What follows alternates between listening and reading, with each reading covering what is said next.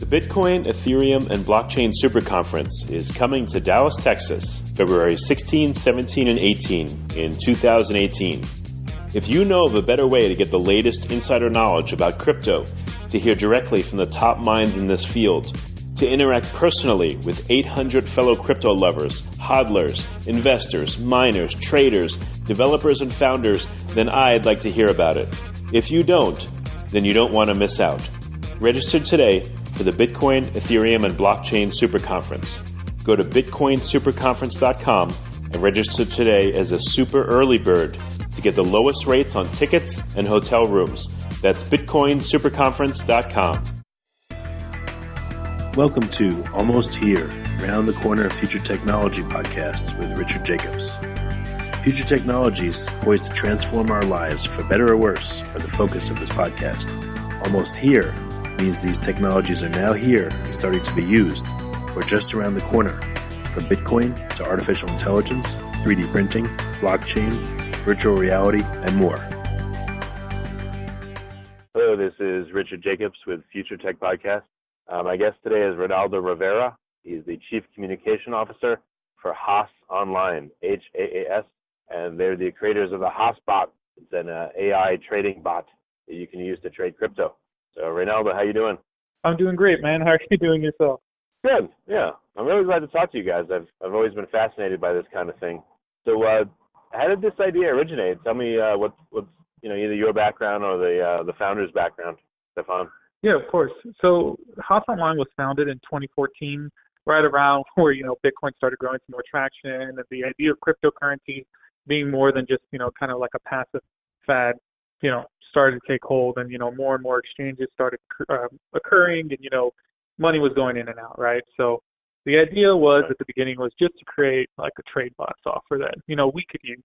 And then as it progressed, the software got more and more advanced and, went through, it's on its third iteration now compared to, its first one, which was, might I say, not the prettiest thing in the world, but, we're here now on like our version 3, and yeah, the software's just taken off from there. But I don't know if I answered that correctly, but essentially what we're trying to do is, it started off as just, a general trading or general bot, so scalping and, very easy to implement strategies. And now we've ended up into an entire trading platform that has bots that run purely on AI. And then, we have other bots that are configurable.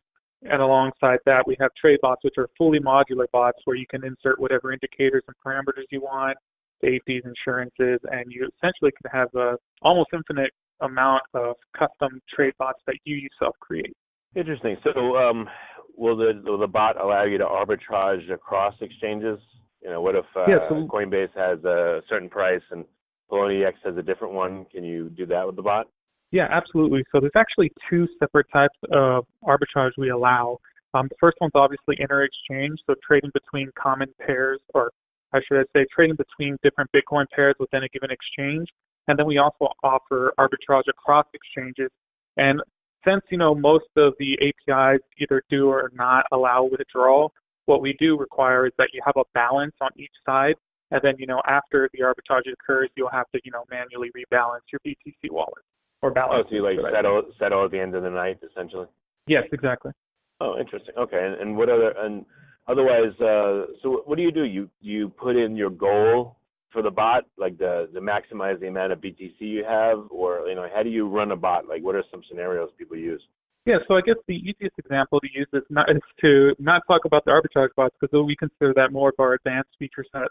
But essentially, if we look at something like our Scalper Bot, all you do is you specify which Bitcoin pair on which market you want to be on, and we support quite a few of the larger popular exchanges, and we're slowly implementing more as we go through. But essentially, what will happen is you pick the target pair you want and which side of the coin you want to accumulate.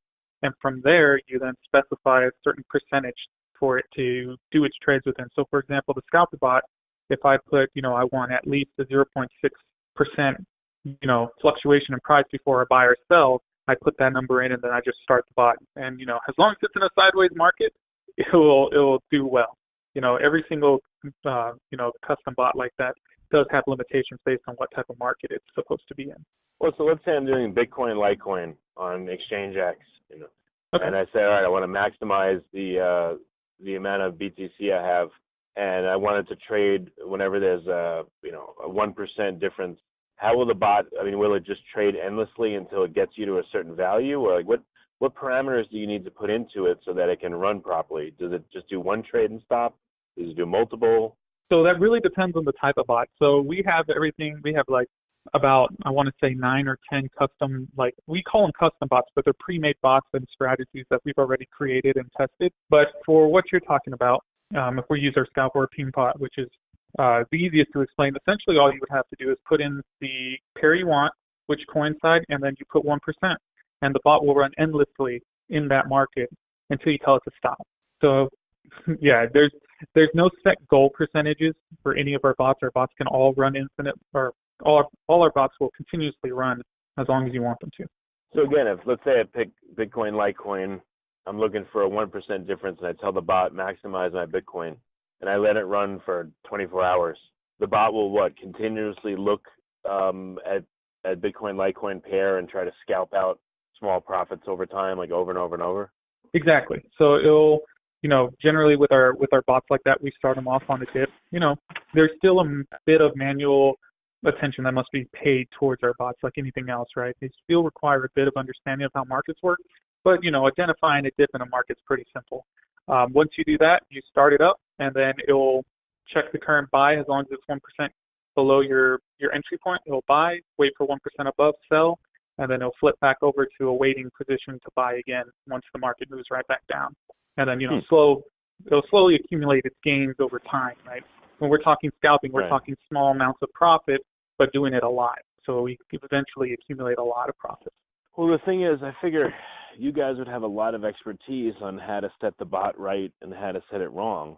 And if you don't do it right, the bot will probably blow up or, not be able to trade effectively for you. So how much, I know you get into a danger zone. You don't want to really advise people because then they rely on your advice. But how do people decide what to do? What kind of bot, what kind of parameters to set and all that? How do you advise them, or can you? So there's a couple ways we do it. So obviously, like you said, there is a bit of a danger zone. We try to tread on the line of offering the full, here's how to do it. This is the strategy you want to use. Obviously, no one can really know that, especially with the volatile markets of cryptocurrency. So what we end up doing is we give them 2 functionalities within our actual software. We have the ability to backtest any of our bots or any trade bots that you create. So you can test your current strategy against history. And we offer anywhere from, 2 hours all the way up to 2 to 3 weeks on certain exchanges. And on exchanges that offer us even more market data, or exchanges we've already accumulated market data on, we can offer as far as 3 months to 6 months back. That's one facet to actually test your strategy before you just let it go. Another another functionality we have is we support simulated wallets. So you can actually go onto any exchange you want, and within our software, create a simulated wallet and trade against the current real-time market data using, just numbers to figure out how that's going to go. And our process generally is you want to backtest your strategy to verify that your strategy is producing correct signals. Then you want to run it under a simulated account. And once it's under the simulated account, you can verify, it's actually performing well in real-time data.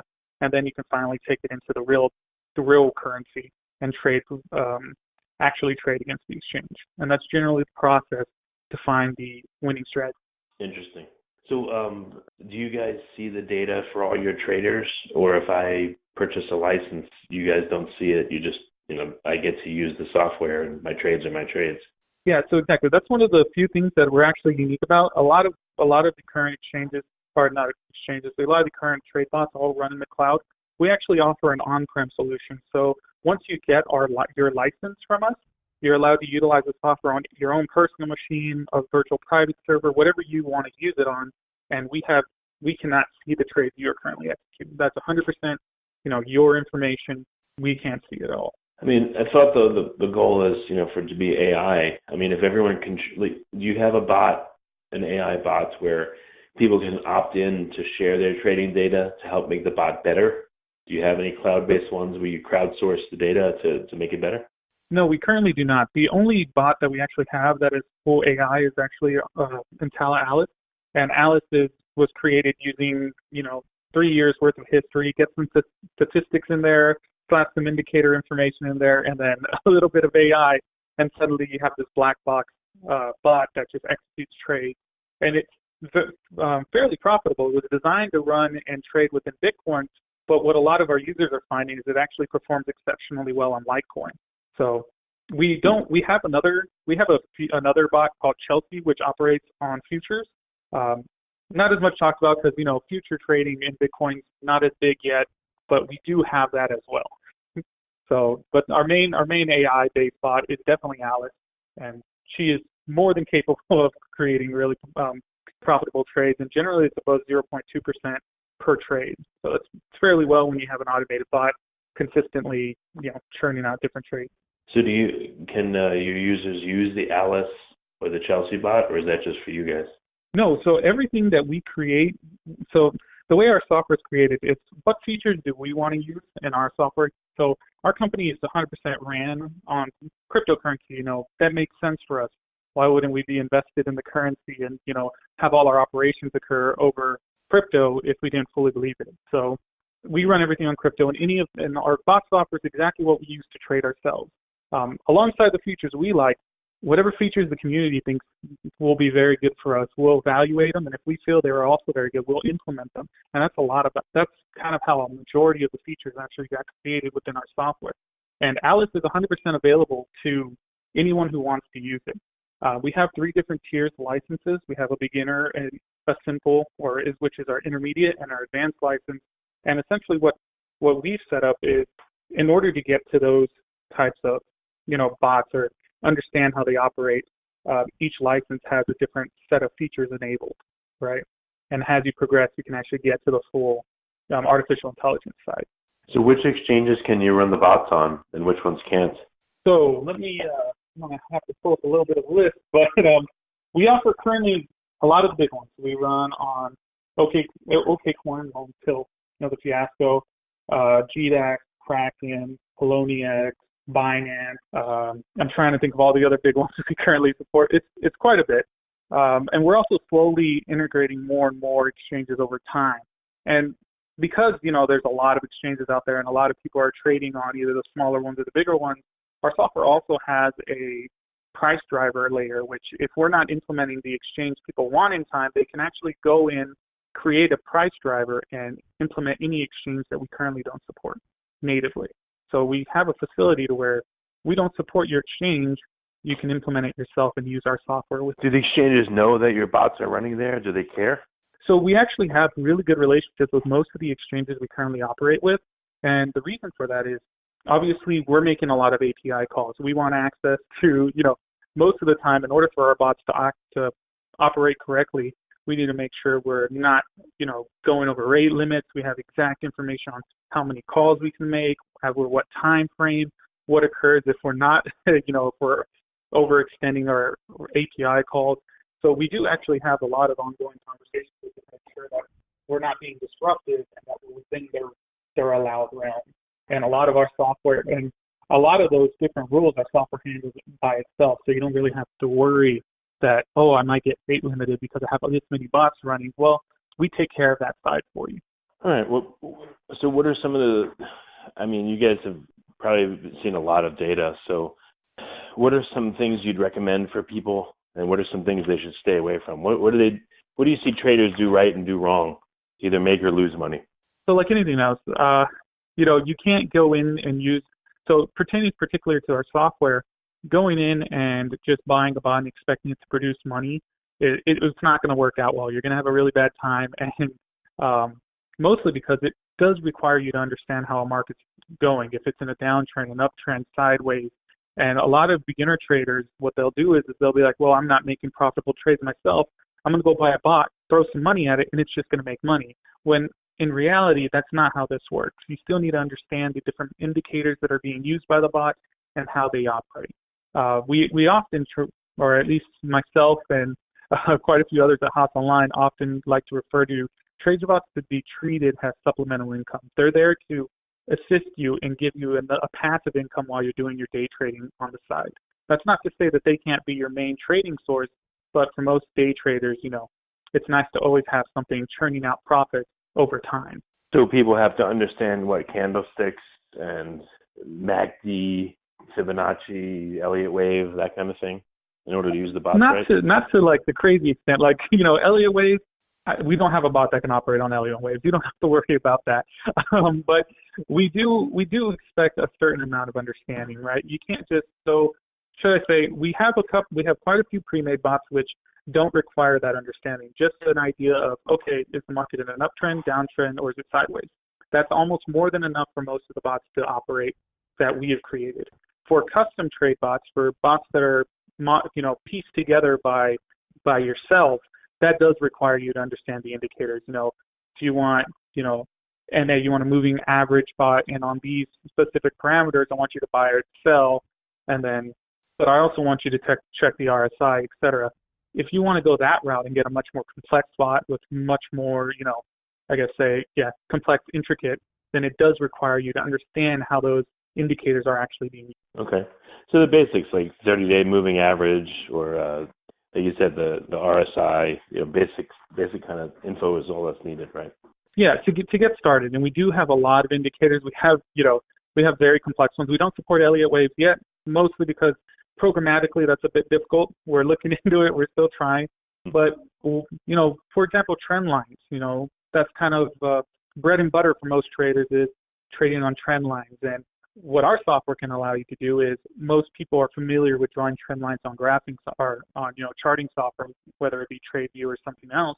What our software will actually let you do is you can create a bot that trades on those trend lines you're drawing, and you draw them within the software itself. Oh, okay. Interesting. So what's a reasonable expectation for the bots to return to somebody, and what's unreasonable? Just ballpark parameters. Of course, this goes based on a lot of things: market, pairs, current income, et cetera. Don't worry, I'm not avoiding the answer or the question. I'll give you one. I'll give you an answer. But generally, what we do see is most traders who put the time and effort into learning our software do get a nice return on investment.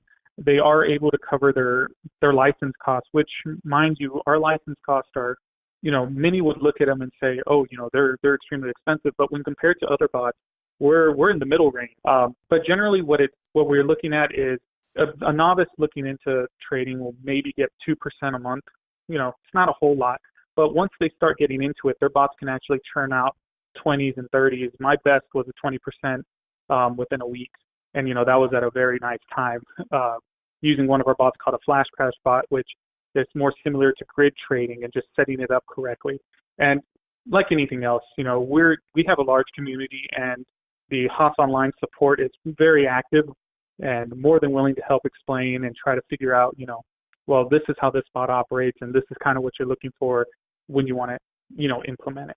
So it really varies, but we have yet to have a lot of people, or should I say, the majority of our users have covered their license costs and turned a profit.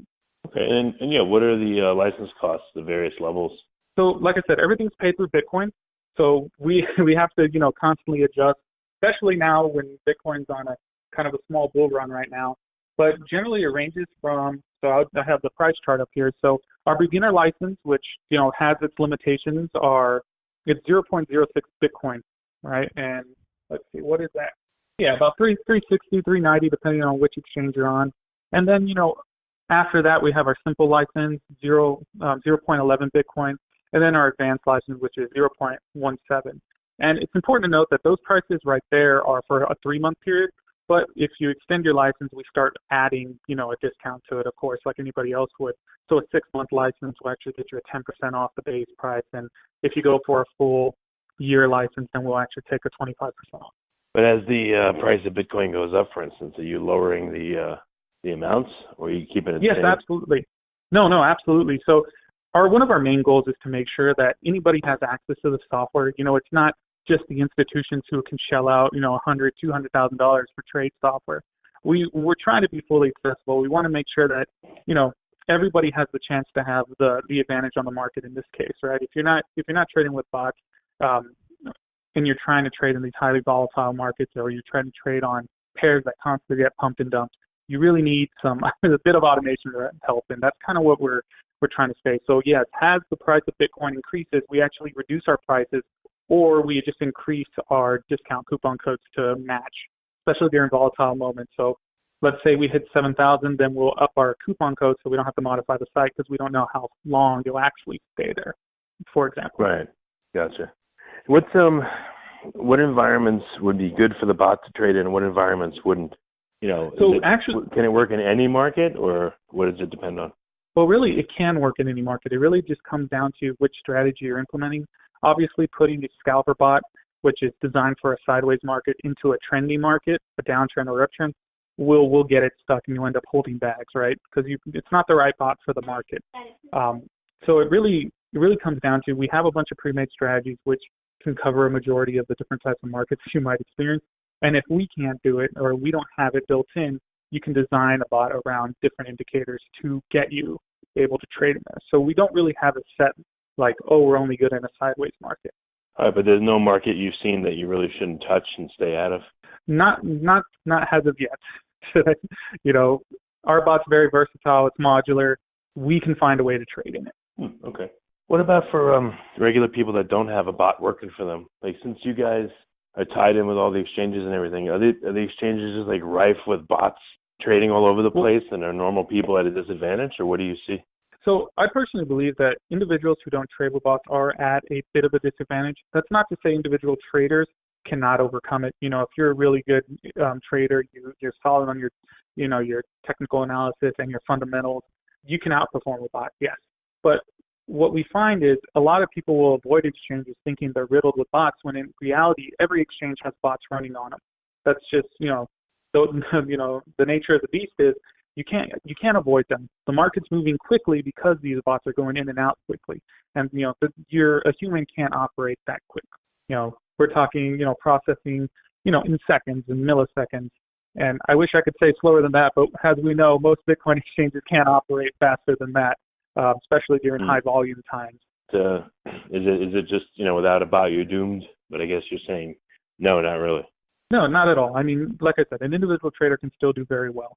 A bot just gives you that little extra edge. It's nice to be able to hold a position and know you won't wake up to, a massive loss because you had a bot that added a stop loss to an exchange that currently didn't have one. There's a lot of ways to use these bots, right? A lot of the ways that it can be used aren't directly with, executing trades. It could be simply as, we tell a lot of people who are learning how to trade in these bots, if you really want to use our software, buy the beginner license and use it to kind of keep yourself safe. We call them save me bots in the sense that it's a fixed stop loss or a dynamic stop loss that follows you while you manually trade. That way, if the price, comes down on you, it gets you out of the trade before you can even think about it. Yeah, last question. Any surprises you see from all your oversight of all the bots and the traders and everything, that regular people wouldn't see because they're not in the industry and they don't, again, deal with all these bots and everything? I guess, hold on. Can you say it again? I missed the first part. Any surprises you see? Any surprises you see in the data or in people's behavior, or in, because you see so much data and you see all these bots running around and all that in the exchanges. Any surprises you want to share with the people that you see? I guess the biggest surprise I have is that people make the assumption that there aren't bots in their exchange right now. And a lot of traders get very upset with exchanges by saying, there's a ton of bots running, your exchange is riddled with bots. It's like, well, in reality, they're everywhere. And, you can see them operating. You can, someone isn't entering a bunch of orders on the order book for 0.0015 manually, right? That's occurring to the bots trying to perform a strategy. I guess that's the most surprising thing I've seen so far, is that the reality that bots are everywhere hasn't completely sunk in. Well, very good. So what's the best way for people to get in touch with Haas Online and subscribe to one of the bots and ask questions? So like anywhere else, you can go to our website at haasonline.com, which is HAASonline.com. Once you're there, you can reach us on the forum, or the fastest way to get a hold of us is in our Telegram group. We run all our community support. Our community hangs out there. And if you're trying to get a hold of us, have any questions, that is definitely the place to ask. All right, well, very good. Well, Raynaldo, I appreciate you being on the call, and thanks so much. It's been very interesting. No, thank you so much. It's fun. The Bitcoin, Ethereum, and Blockchain Super Conference is coming to Dallas, Texas, February 16, 17, and 18 in 2018. If you know of a better way to get the latest insider knowledge about crypto, to hear directly from the top minds in this field, to interact personally with 800 fellow crypto lovers, hodlers, investors, miners, traders, developers, and founders, then I'd like to hear about it. If you don't, then you don't want to miss out. Register today for the Bitcoin, Ethereum, and Blockchain Super Conference. Go to bitcoinsuperconference.com and register today as a super early bird to get the lowest rates on tickets and hotel rooms. That's bitcoinsuperconference.com. You have been listening to Almost Here, Around the Corner Future Technology podcast with Richard Jacobs. Subscribe to this podcast, post a review to discover more future technologies that are poised to transform our lives for better or worse, such as Bitcoin, artificial intelligence, 3D printing, blockchain, virtual reality, and more.